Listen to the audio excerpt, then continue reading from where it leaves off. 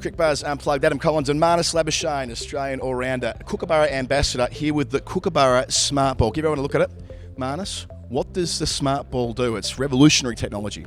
Yeah, it's awesome. So obviously it gets you your revs as a spinner, which is something we love to see. We love to see how much we're getting out of the hand, but the best thing about it is you're getting the spin off the wicket and the speed. So you can really play around with, not necessarily how much spin out of the hand, but how much you're getting off the wicket, potentially different seam angles to get more spin off the wicket. It's awesome technology. I remember when I was a kid, you love being able to see what your speed is or your spin is on the ball. So, this is awesome technology, especially going forward, professional cricket, T20, to see, what lengths you can bowl, different spin, and be able to get that feedback immediately is awesome. You don't need to sit there and wait. It's like, no, you can see, make changes on the go at training and try and work on different crease positions and seam positions to create more or less spin. So I think it's going to be awesome. And it's right inside the core there, isn't it? So it's a bit different to what we're used to with radar. We can measure it from inside the cricket ball. Yeah, 100%. So I think they've taken out the little cork ball that's in there and replaced it with a sensor and obviously covered it. So it's the exact same weight. The ball feels exactly the same, so I wouldn't be able to tell the difference between the two balls. But it's awesome. Like I said, that feedback you get is it's never been done before in terms of in-game, in practice. If you can get these balls, you get those sort of measurements in practice, it's amazing. Marnus, you're on your first Ashes tour. You've been here for a few weeks now, but of course a few months playing county cricket. How are you feeling? It's such a massive part of your career, your first time playing for Australia in England. Yeah, amazing. It's been awesome to be a part of that. Obviously, to come away from the first test with a win, it's unbelievable. Especially we haven't had a great record there, so to get a win there, to come to a place for the second test, we've played pretty good cricket and we've got a good record. It's exciting, and as a team, we're ecstatic about how we're playing, but we're also just really calm and just making sure that we're preparing really well for each game and making sure we're ready. So we're at Lords today, we were at Edgbaston last week, but you've been plying your trade in the Shires for Glamorgan. What was it like playing county cricket for the first time, and what did that do for your confidence knowing that the test squad was coming here after your stint?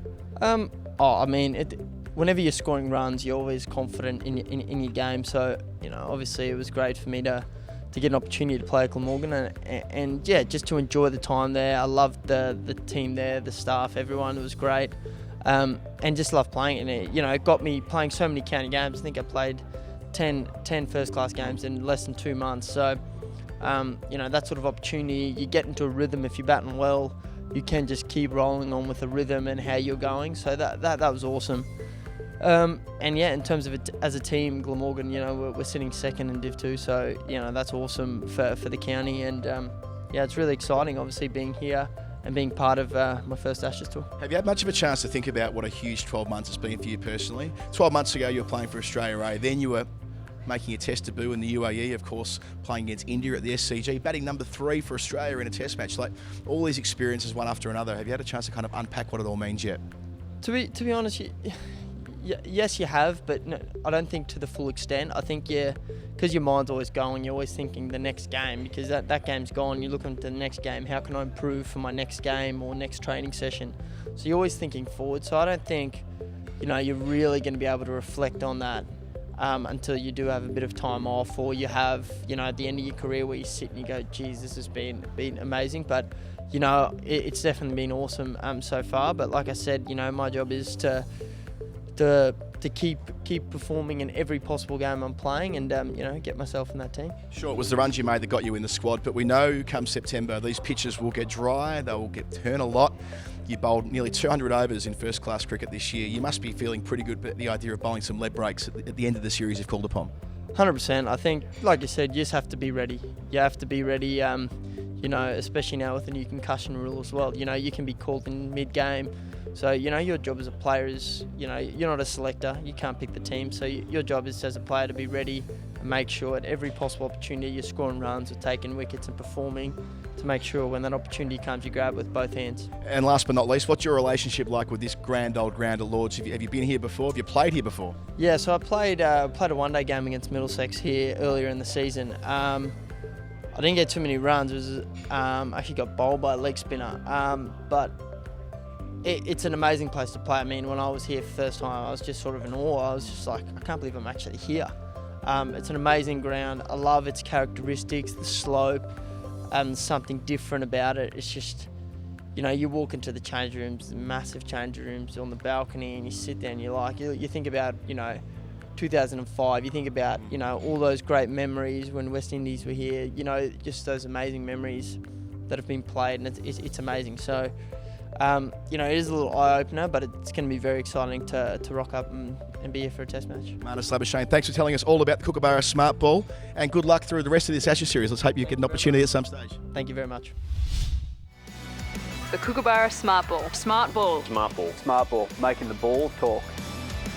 Smart balls are basically a small electronic device inside the ball that is delivering us movement data that we've never seen in cricket before. So we've come up with a design that has replaced the cork rubber core of a traditional ball, but it has the movement sensors inside. So it measures the forces acting upon the ball and also the spin rate of the ball. The good stuff is around spin, speed, and multiple points from the bowling action. So release, pre-bounce, as well as post-bounce. Technology's come a long way now to have something like this in the ball that gives us direct feedback. I see lots of different applications of technology come across my desk, and this one here allows us to work with the player in the environment. The future of the smart ball is pretty cool. There's a lot of stuff we can do. Looking at little nicks off the bat, we can see the difference between bat and pad, speed of the batter, those kind of things.